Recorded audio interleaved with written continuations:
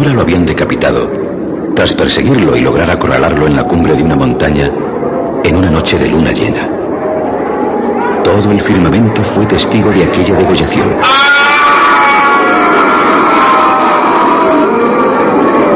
Y los vientos llevaron el postrer alarido del acusado hasta los confines del mundo.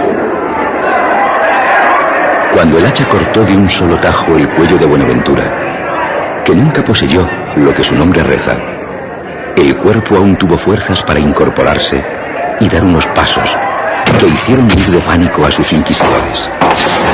Mientras la cabeza, tras rebotar en unas piedras, cayó por una profunda grieta, perdiéndose para siempre en las oscuridades.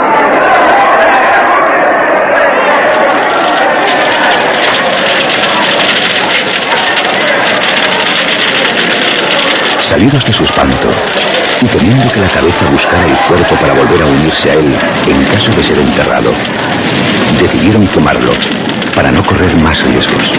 La hoguera, en lo alto de la montaña, fue contemplada desde parajes muy lejanos, a los que es posible llegaran las cenizas de quien había sido sentenciado a ignominiosa muerte.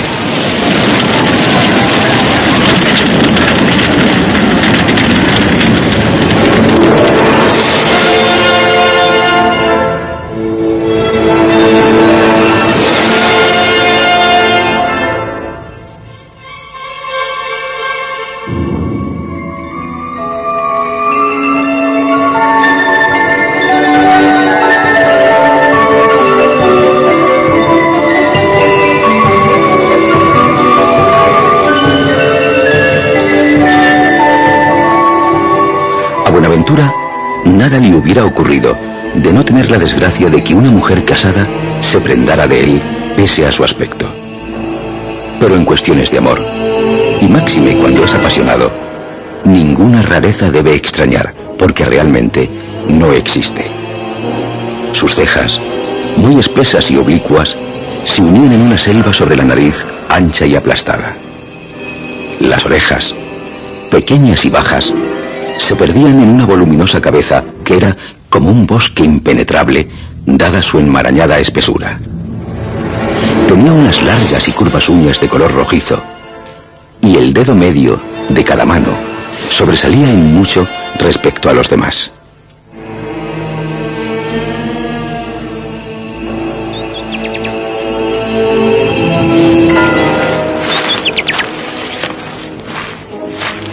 El vello cubría todo su cuerpo con profusión en manos y pies, y la barba le llegaba hasta la cuenca de los ojos, siendo los pelos como cerdas de un caballo. Ancho de hombros, musculoso y de descomunal estatura, era temido por los niños que veían en él a un gigante que podía aplastarles de un manotazo, y en no pocas noches había asustado a más de un vecino al aparecérsele de improviso en el camino.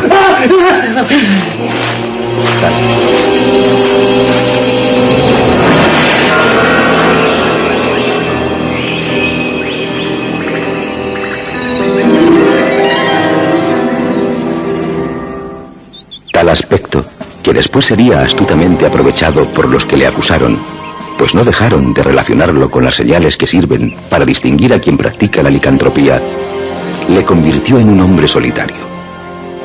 Podía encontrársele por los parajes más hostiles de las montañas, por los profundos valles o por los salvajes bosques. Dada su fortaleza, decían que había dado muerte en feroz lucha a varios osos, y que las manadas de lobos le rehuían.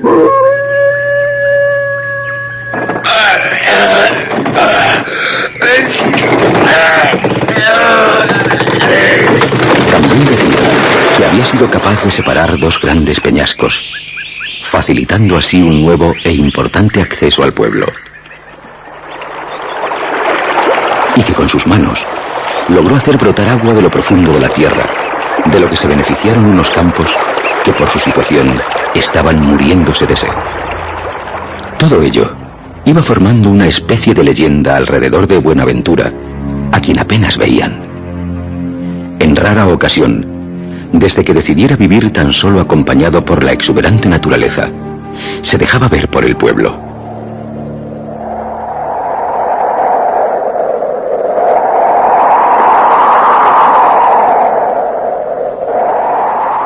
vez más despreocupado por su aspecto, del que se sintiera acomplejado desde que siendo garzón se mirara detenidamente en un espejo, iba adquiriendo unos rasgos primitivos. Pero si bien su fealdad se pronunciaba, sus sentimientos estaban cada vez más alejados de cualquier humana pasión. El espíritu se había resignado a soportar aquel cuerpo y a hacerlo visible a sus semejantes lo menos posible.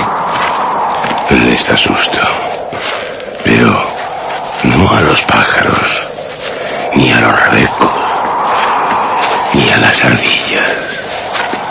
Asusto a los del pueblo, a los míos. Y lo entiendo. Llegó a aceptar su cuerpo con tal resignación que de saberlo los demás les hubiera movido a la admiración.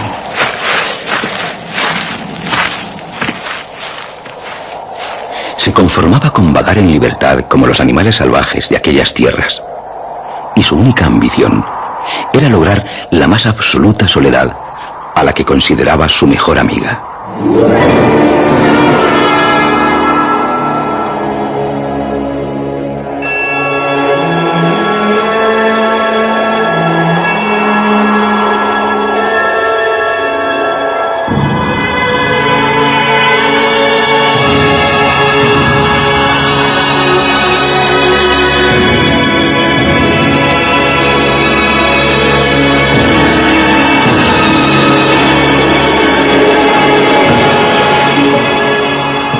Con el paso de los años, sus idas al pueblo eran cada vez más espaciadas, tanto que en su hogar ya solo le esperaban en los invernales días de Navidad.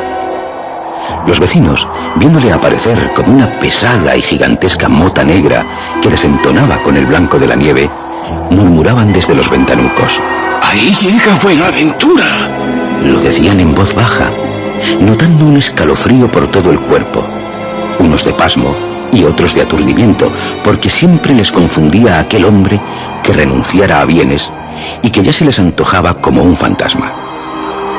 Apenas hablaba, y la mayoría de las veces se limitaba a contestar con unos cortos gruñidos que, según la expresión de su rostro, daban a conocer su conformidad o no con las cosas que se trataban.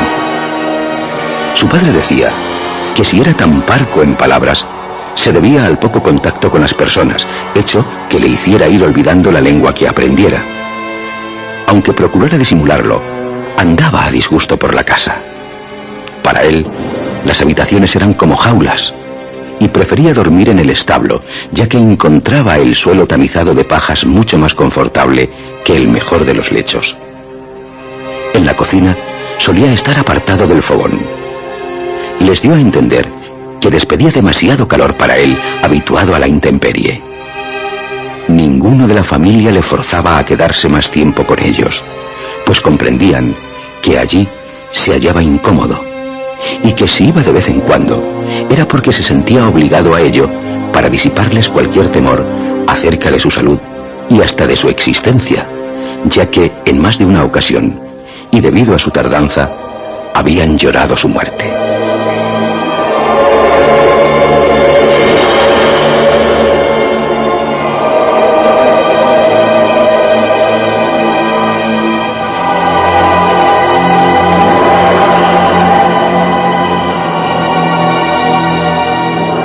Buenaventura, pese a su aparente rudeza, era cariñoso con aquellos niños que, por ser sus sobrinos y estar familiarizados con su aspecto, no sentían hacia él ningún recelo. Les acariciaba con mucho cuidado, siempre temiendo que la opresión de sus manos fuera demasiado fuerte o brusca. También, cuando les daba un beso, procuraba hacerlo apenas rozando los labios, bien echados hacia afuera para no rozarles con sus barbas.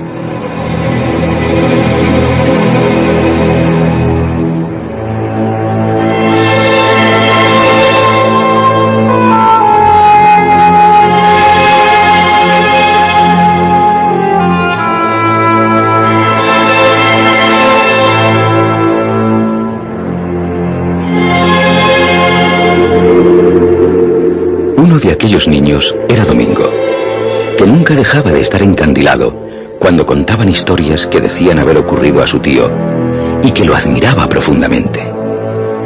Domingo era el preferido de Buenaventura, por quien preguntaba nada más llegar a casa. Como regalo, le llevaba raíces de curiosas formas, a las que él había dado ligeros retoques para que se parecieran más a cabezas o cuerpos enteros de animales.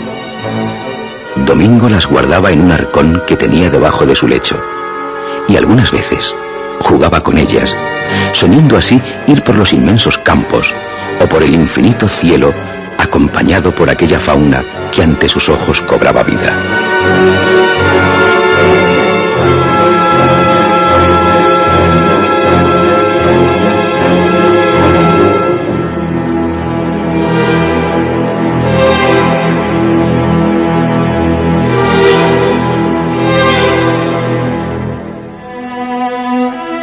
Pero en las últimas Navidades que los fuera a visitar, antes de acontecer el trágico suceso, el regalo fue tan sorprendente que Domingo, de emoción, estuvo varios días con fiebre. Buenaventura, sonriéndole enigmático, había sacado de su jubón un pequeño paquete. Ante la mirada expectante de Domingo, lo fue abriendo con mucho misterio. En medio de unas gastadas telas, el pequeño vio una cosa blanca y afilada y preguntó nervioso: ¿Qué es, tío? El colmillo de un lobo. ¿El colmillo de un lobo? Sí. Aquello era algo que colmaba todos sus deseos, como un sueño imposible de alcanzar. Tomó el colmillo entre sus manos y lo contempló, mudo por la impresión recibida, durante largo rato. Después preguntó a Buenaventura: ¿Mataste tú al lobo? Sí, sí, Domingo. Con estas manos. Con estas manos. Era el rey de una manada. Un magnífico ejemplar. Arrogante, astuto, bello y valiente como ninguno. Cuando aullaba, se hacía el silencio en la montaña y los vientos se detenían para escucharle, y la luna descendía para alumbrar más su majestuosa silueta. Un lobo por el que las hembras se enzarzaban en celosas luchas y al que respetaban los demás de tal forma que ninguno nunca tuvo el valor suficiente para intentar arrebatarle el cetro. El rey de los lobos, que yo tuve que matar. No quise hacerlo, no, pero se trataba de mi vida. Llevaba tiempo tras de mí, lo más seguro por considerarme un peligroso intruso en sus dominios. En una noche se me enfrentó en noble lucha, mientras los demás lobos nos miraban desde la oscuridad, brillándole los ojos. El duelo duró mucho tiempo, no sé decirte cuánto, casi hasta las primeras luces de la madrugada.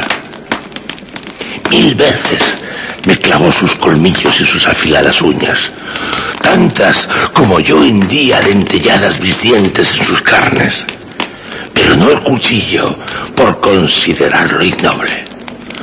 Cuando al fin quedó tendida a mis pies, una vez que pude romperle el cuello, las vértebras produjeron unos horribles sonidos.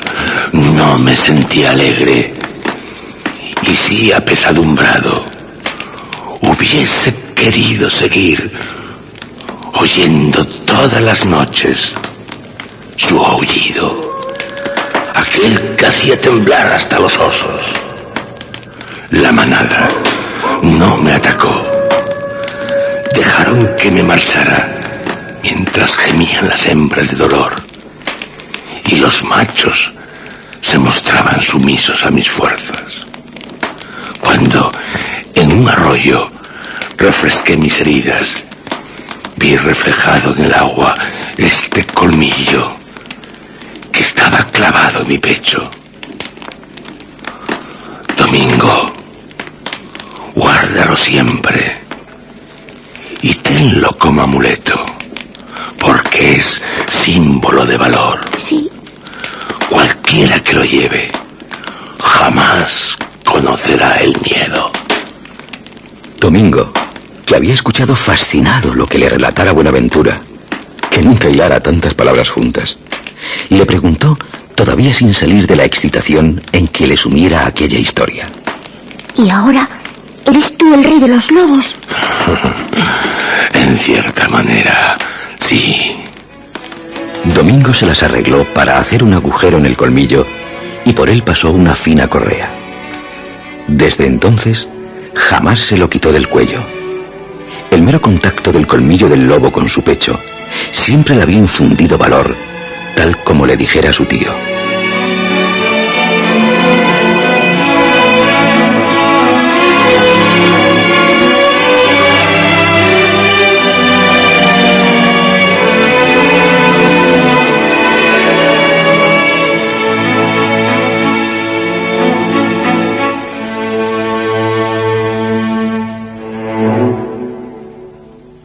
Buenaventura, hermano del padre de Domingo, acabó por azar siendo un capricho de una apasionada mujer, Devota, la esposa de Venancio, un vecino.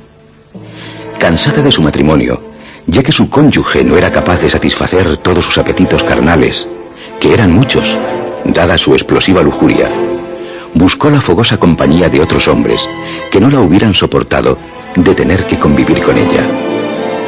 Sin que Venancio se enterara, anduvo por mucho tiempo en manos de toda clase de amantes, unos afincados en el mismo pueblo y otros venidos de paso al lugar. Devota, cada vez más exigente, dado aquel ardor que sentía en sus entrañas, llegó en un invierno a descubrir la corpulencia de Buenaventura. Le observó con sus ojos sensuales cuando se acercaba al pueblo. Me pregunto la razón por la que nunca hasta ahora reparé en Buenaventura. He sido una estúpida al ignorarlo. Puede que tenga un desagradable aspecto, pero bastará con cerrar los ojos y no detener la mirada en su rostro. De tal guisa, disfrutaré de los placeres que no dudo me proporcionará un hombre así.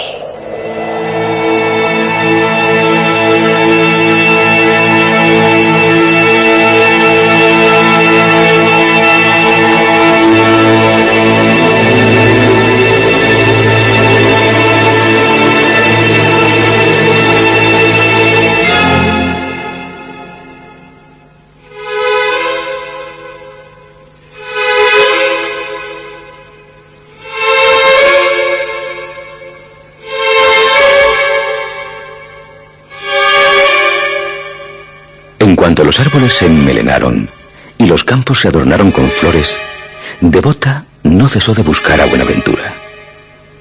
Tuvo la fortuna, y la desgracia para él, de que el hombre se acercara bastante al pueblo persiguiendo un venado, hermoso ejemplar, que no llegó a conocer la flecha que pensaba destinarle Buenaventura, porque Devota se interpuso entre el animal y el hombre.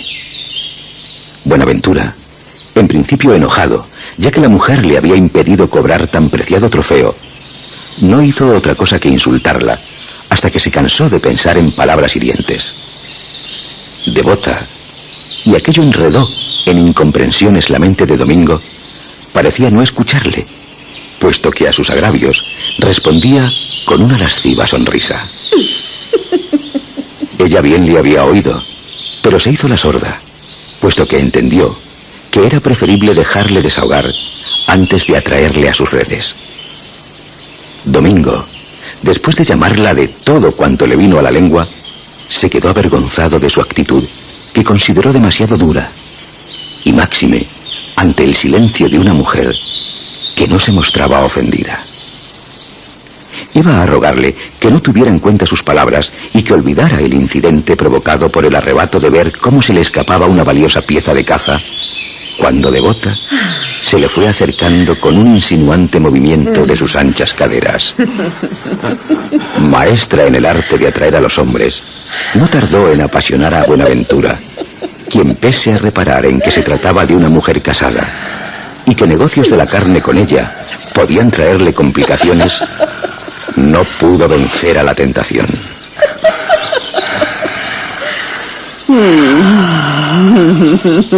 Devota, como una hábil araña, comenzó a tejer a su alrededor una tela de hilos ardorosos que pronto le atenazaron. La mujer le susurraba halagadoras palabras, entre las que dejaba caer muy sutilmente alguna ardorosa, y sus manos de fuego le embriagaron el cuerpo. Devota, al quitarse la cinta de la blusa con un estudiado y siempre efectivo tirón que ponía al descubierto sus aún firmes pechos, supo que había ganado la batalla.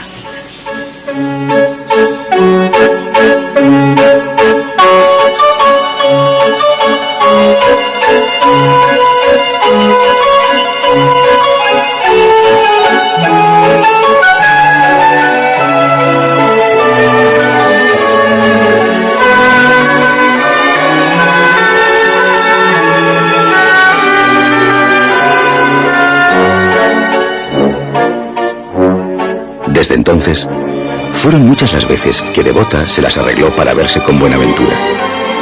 Había encontrado en él un torrente de placer, primitivo y brutal, que no estaba dispuesta a perder.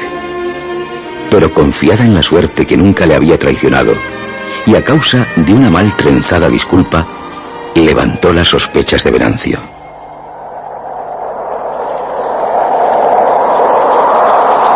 Su marido siguió sigilosamente sus pasos y la descubrió bajo las frondas de un árbol en apasionados abrazos con Buenaventura. ¡Maldita sea!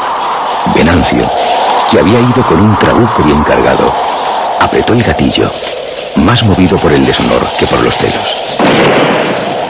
Ninguno de los amantes fue ni tan siquiera ligeramente herido, dada la mala puntería de Venancio, que lo único que logró fue destrozar un nido. Buenaventura pudo salir corriendo y su desnudez se perdió entre eucaliptos. Lo pagarás con tu sangre, lo juro. Si es preciso, te perseguiré hasta el propio infierno. Devota, mujer llena de astucia y nunca dispuesta a perder sus bienes terrenales, aunque para ello tuviera que sacrificar al mejor de sus amantes, al pronto se ingenió una historia que condenaría a muerte a Buenaventura. ¿Y tú, víbora? ¿Qué tienes que decirme? Soy inocente, Venancio. Por mis hijos. Inocente, mala mujer. Si estabas... Él me sorprendió. ¿Qué te sorprendió? Sí. Yo sí que sorprendí. Te equivocas. Me salió al paso. Y después de tratarme brutalmente, me obligó a que me desnudara. Quise resistirme. ¿Pero cómo resistirte? Pero cuando llegaste, lo que hacía era intentar desprenderme de él. Me tenía inmovilizada con sus fuertes brazos. No me dejaba gritar, cerrando mis labios con los suyos. ¡Mentirosa! Créeme, Venancio, así ocurrió. Oh, gracias a Dios que viniste. Ay, gracias a Dios, querido mío. Oh, tal vez me hubiera matado.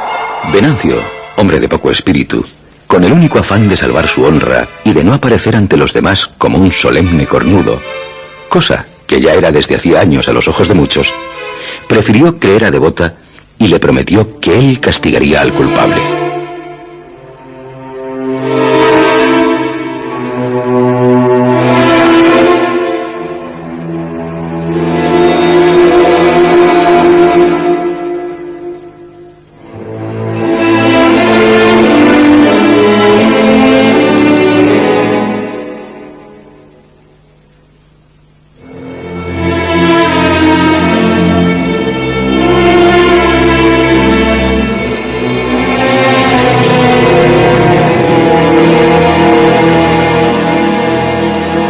Sabiendo que todo el pueblo apreciaba a Buenaventura, pese a los temores que su aspecto suscitaba, no era fácil que los demás creyeran lo que le dijera Devota, sobre la que en el fondo siempre había tenido sus dudas.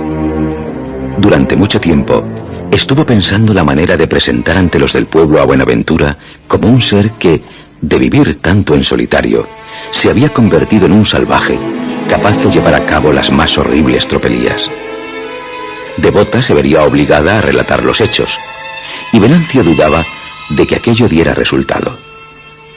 Pero un acontecimiento le dio una idea que consideró perfecta para sus planes. ¿Qué ocurre?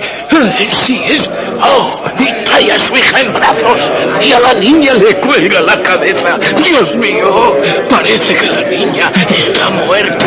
Mi hija está muerta, atacada por un lobo.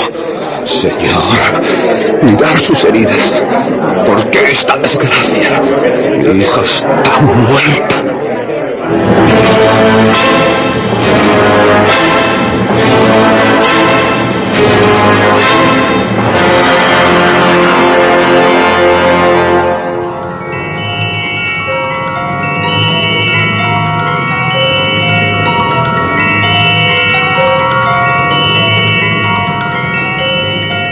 Venancio aprovechó el triste suceso para ir fomentando, a base de frases sueltas y vagas sospechas, el pensamiento de que por la región merodeaba un hombre lobo.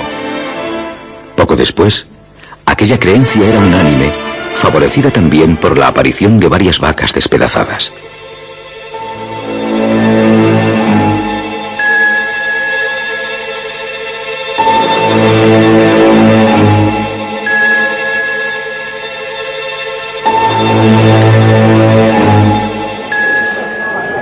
Venancio, cuando ya los ánimos estaban caldeados, también los de Buenaventura, ajenos a lo que él tramaba, compró el alma de un pastor. Y este llegó un día al pueblo diciendo: Con mis propios ojos, sí, con mis propios ojos he visto algo horrible, horrible. He visto a Buenaventura metamorfosearse en lobo. Aquellas palabras levantaron una oleada de estupefacción, y aparte de los padres y hermanos de Buenaventura, todo el pueblo exigió al pastor buenas pruebas de lo que decía, ya que, en caso de no tenerlas, sería enterrado en vida como castigo a tan ignominiosa calumnia. ¡Habla, pastor! Sí, que hable. Después comprobaremos lo que diga. De ser cierto por mi hija, seré el primero. Vaya, y escuchemos al pastor. En cosas así tenemos que ser como el santo Tomás, que dio pruebas de no ser el más creyente, pero tal vez el más juicioso, porque en aquella época también había embaucadores dispuestos a aprovechar cualquier ocasión que les fuera propicia para sacar fruto de ella. Los del pueblo siguieron el consejo del cura, aunque... Habla, pastor, y reza por tu alma. Pero antes de hacerlo, piénsalo bien, porque como digas mentiras, serás enterrado sin darte muerte en esta fosa que ya te estoy cavando, como hermano que soy de Buenaventura. Fui tras Buenaventura hasta la cima de aquella montaña, la de Cara de Puerco. Allí es donde, bien sabéis, se reúnen los lobos para jurar al diablo servirle y ser instrumento suyo para hacer mal a cuantos adoran a Dios. En tan horrible lugar, siempre con desperdicios de animales y de hombres, vi a Buenaventura transformarse en lobo. Fue algo que me heló la sangre. ¡Mientes! Lo juro. ¿Qué hizo, pastor? ¿Qué hizo? Llegada la medianoche, trazó en el suelo 2 círculos mágicos. El exterior tendría unos 7 pies de diámetro y unos 3 el inferior. Dentro de este, encendió una hoguera.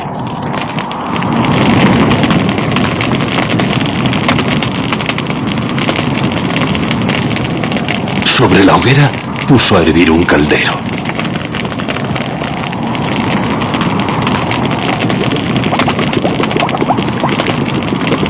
En el caldero echó perejil, adormidera y otras hierbas y plantas que no pude reconocer.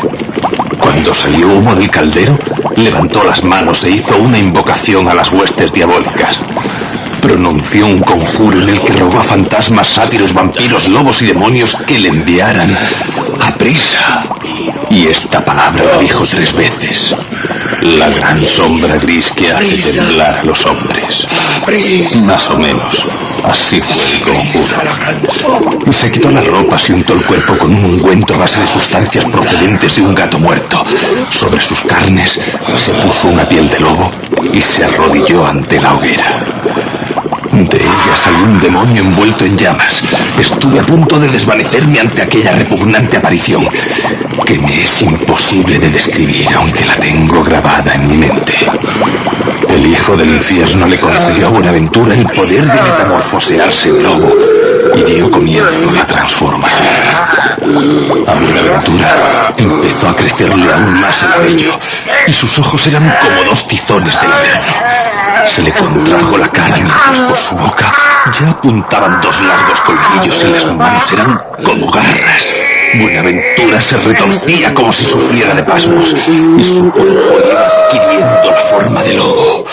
Y aulló de tal manera que creí morir del susto.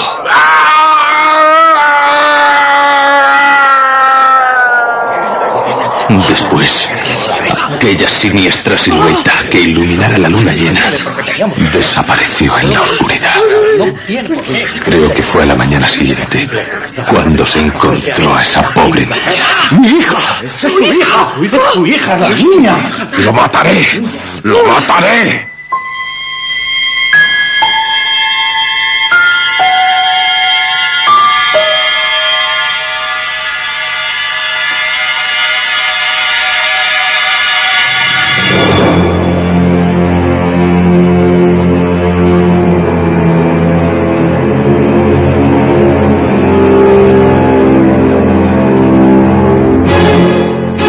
Todos quedaron profundamente impresionados, y una mayoría ya daba por cierto lo dicho acerca de Buenaventura, pues eran simples en sus conclusiones, y sobre todo cuando se lograba pasmarles.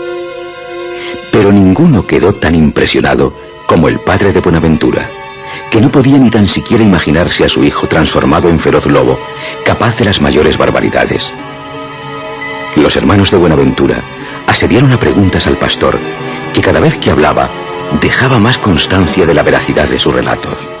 Tanto andar en solitario. Los hombres deben estar unidos. De lo contrario pasan estas cosas.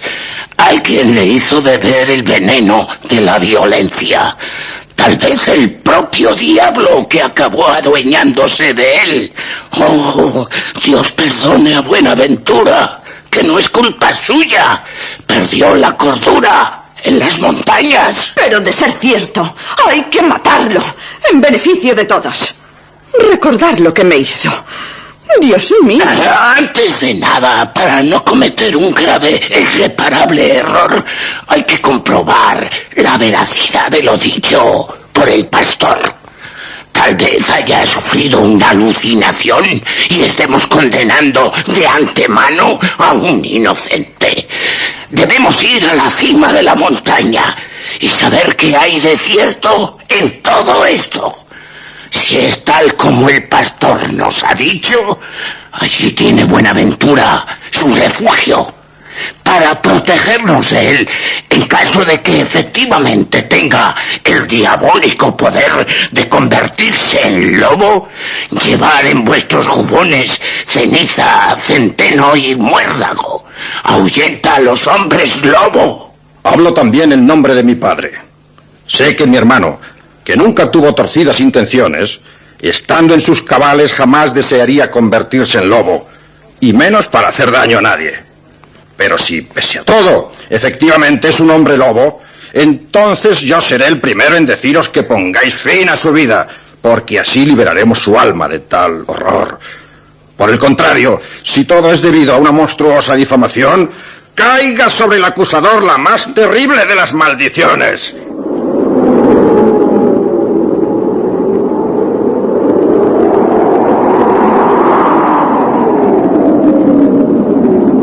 Aquella misma noche llegaron a la cima de Cara de Pueblo. Como si la fatalidad no pensara dejar de cebarse en Buenaventura, este se hallaba sentado ante una hoguera y cubría su cuerpo con una piel de lobo, la de aquel rey de la manada que usaba para contrarrestar la humedad de la noche. No hay duda. Es un hombre lobo. Maldito sea. Con cuidado. Buenaventura contemplaba serenamente la luna llena, astro por el que siempre se sintiera intrigado, porque había oído decir que en él moraban las almas que todavía no se redimieran de todos sus pecados. Pero para los demás, aquel tener los ojos en la luna llena no significa otra cosa que el de estar a punto de metamorfosearse en lobo. ¡Ahora! ¡A por él! Se abalanzaron sobre él.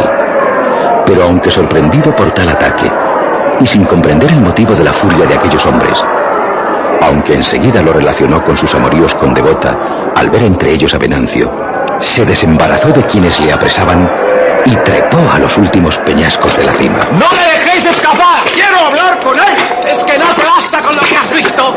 Su padre y sus hermanos, que no tuvieron oportunidad de interrogarle, ya que los demás, presas de pánico porque pudiera convertirse en lobo, solo pensaban en darle muerte, se quedaron rezando junto con el cura al lado de la hoguera. Poco después, en cuanto los perseguidores ascendieron por aquellos agrestes peñascos, oyeron el postrer alarido de Buenaventura,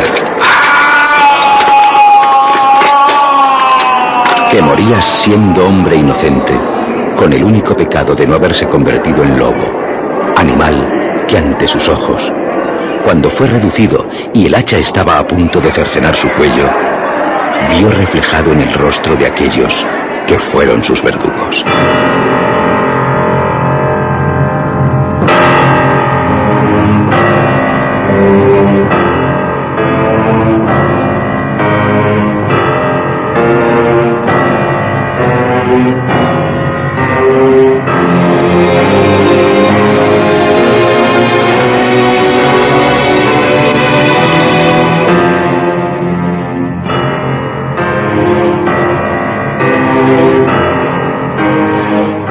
Muchos inocentes, durante siglos, fueron víctimas de odios, envidias, traiciones, falsedades.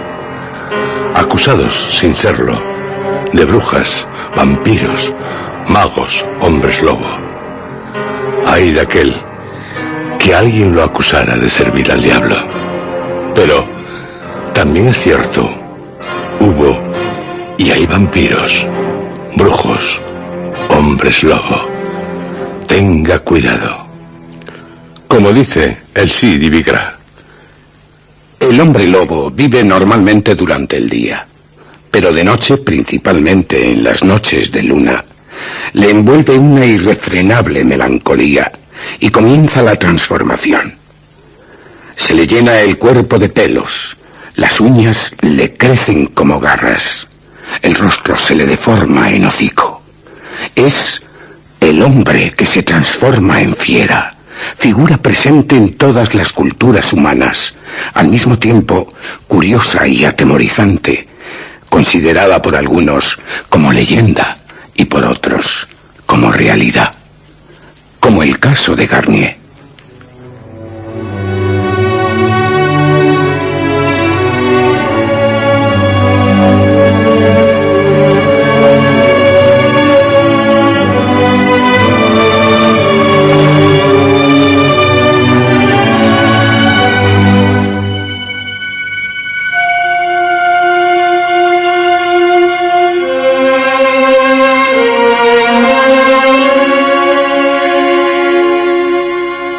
Gilles Garnier, puede que el más famoso de cuantos hombres lobo ha habido, era vecino de Dole, localidad francesa cercana a Dijon, en la región del Franco Condado.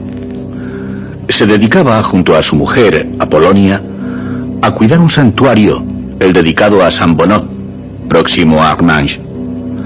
Las privaciones del matrimonio eran muchas, sobre todo en los crueles inviernos, en los que aún estaban más aislados que en el resto del año de Dole, a causa de las nieves.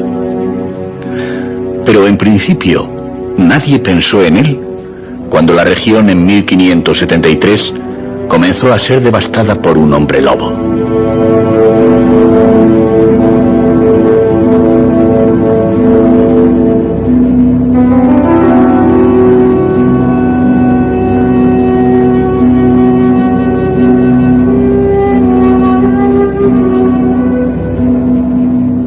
En Dole, tras la desaparición de varios niños, a quienes no se había vuelto a ver, el ayuntamiento promulgó un bando pidiendo que los vecinos colaboraran en la caza de quienes estaban seguros se trataba de un hombre lobo.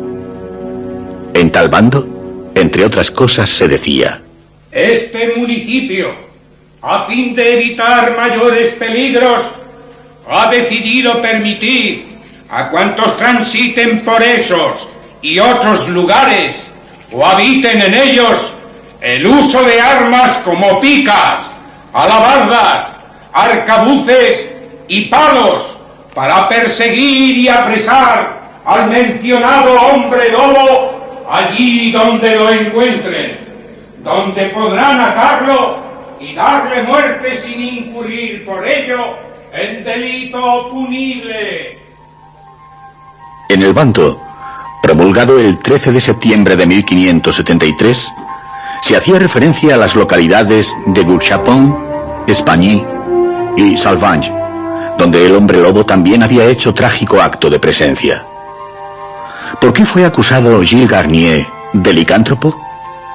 Unos campesinos, en noviembre del mencionado año, lograron salvar a una niña de las fauces de un gran lobo que se disponía a devorarla. La bestia logró huir, pero uno de los campesinos aseguró haber reconocido en ella a Gilles Garnier cuando desaparecía en un bosque. Y como pueden suponer, todos recelaron de él.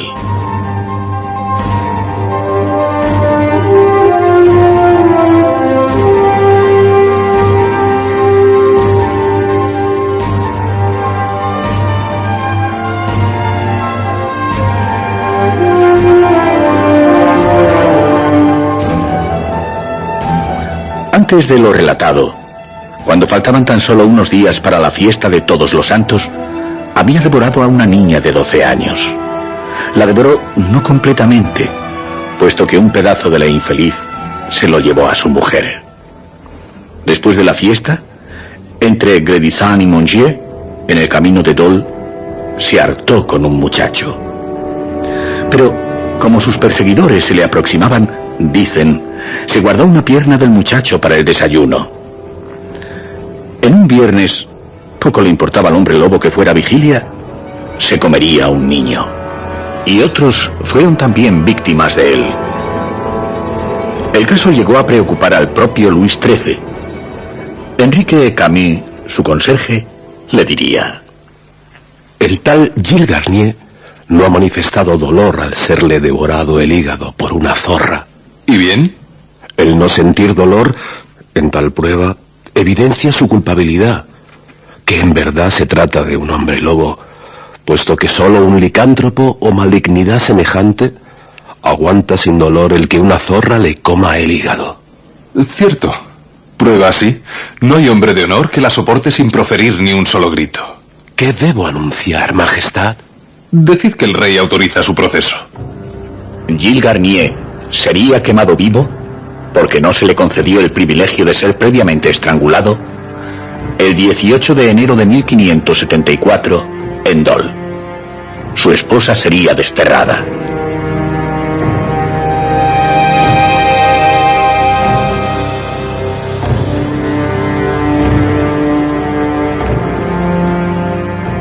Sí, pasan los siglos y siguen los hombres lobo en busca de víctimas a las que devorar.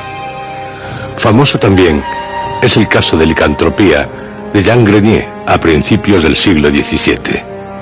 Grenier tenía 13 años, otros dicen que 15, cuando fue juzgado por el asesinato de varios niños, salvándose de la hoguera al ser escuchada la opinión de los médicos que consideraron se trataba en realidad de alguien que era víctima de una locura alucinatoria, la licantropía. Sería encarcelado a perpetuidad en el monasterio franciscano de Burdeos, a poco de cumplir los 20 años.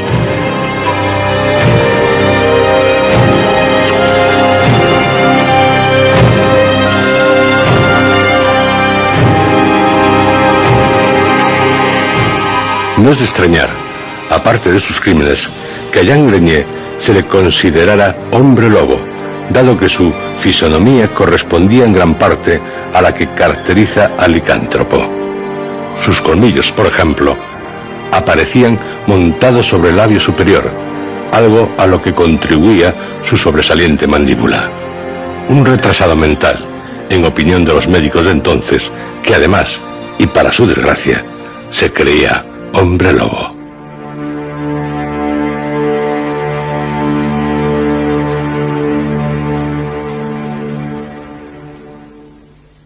Declaró Jean Grenier. En el bosque, hace unos 2 años, me encontré con el diablo, con quien hice un pacto, dándome él una piel de lobo, con la que me convierto en hombre lobo. Y como hombre lobo, he dado muerte a varios niños, a los que devoré. He vagado por las noches, desde que hice el pacto con el diablo, como un hombre lobo. Llegó a confesar hasta haber entrado en una casa para llevarse a un bebé de su cuna. La verdad es que Jean Grenier se delataba a sí mismo. En una ocasión, espantó a unas niñas diciéndoles que, en cuanto llegara la noche, se metamorfosearía en hombre lobo y que, como tal, las buscaría para matarlas y devorarlas.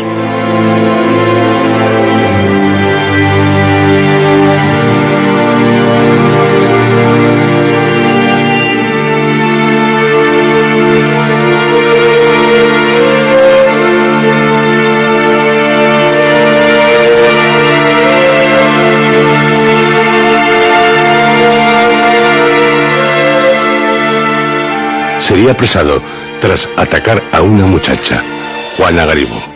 Ella, de noche, había salido de su casa a comprobar si todas las ovejas estaban en el establo. Y, amenazador, se le apareció Jean Grenier, que aterrada confundió con un lobo. Pero, en cuanto supo quién era realmente su agresor, no dudó en propinarle unos buenos golpes con el cayado, haciéndole huir.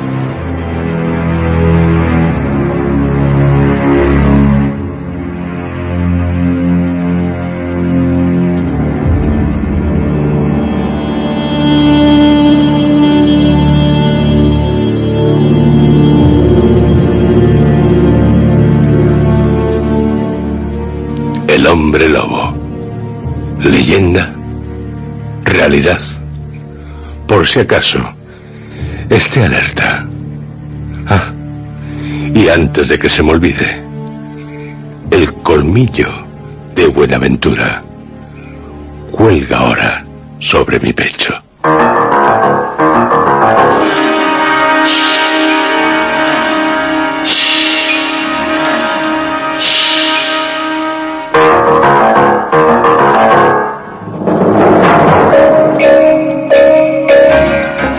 Han escuchado ustedes dentro de la serie Historias.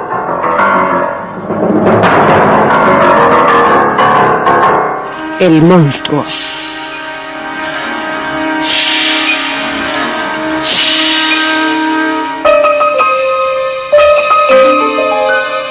Este capítulo ha sido interpretado por Juan José Plans, José Antonio Ramírez, Roberto Cruz, Maribel Sánchez Tearo, Lourdes Guerras, Luis Alonso Carrasco, Carlos Pina, Arturo Martín y Demetrio Fuentes.